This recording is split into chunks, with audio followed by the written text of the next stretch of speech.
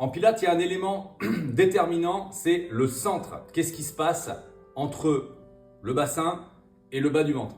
Donc pour faire très simple, ce qu'on appelle centre, c'est avant tout l'engagement du périnée. Première chose à faire, engagement du périnée, on a déjà parlé de ça. Maintenant, on va parler des abdominaux.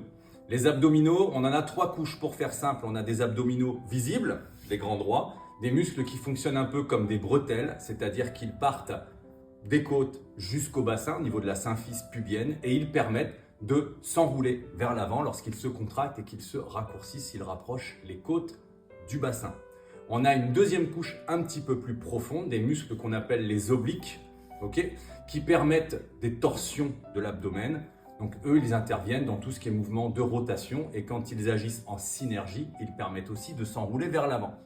Troisième couche, la plus profonde, la plus importante en pilates, les abdominaux profonds qu'on appelle les transverses. Ce sont des muscles qui partent des lombaires, qui font le tour de la taille, qui se referment ici, au niveau de la ligne blanche. Ces muscles, lorsqu'ils se raccourcissent, affinent la taille et compriment les viscères. D'accord? Donc c'est ce qui vous permet de rentrer le ventre et d'expirer.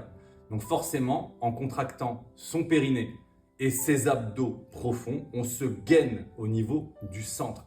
Quand on dit engager votre centre, c'est ce qu'on entend par là. On contracte les muscles du périnée en premier et en second, on engage les abdos pour avoir une bonne contention au niveau des viscères.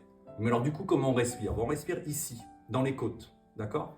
Tu rentres le ventre, le périnée est engagé, donc le caisson hydraulique des abdominaux est gainé, est maintenu, et on respire en haut dans ce qu'on appelle le caisson pneumatique, dans les poumons, et dans les côtes ici qui sont basses. Donc le diaphragme pousse un petit peu les côtes, et il joue son rôle d'inspirateur costal. On respire en haut, et on garde le centre engagé dans tous les mouvements. C'est d'autant plus facile à l'expire que les abdos sont expirateurs.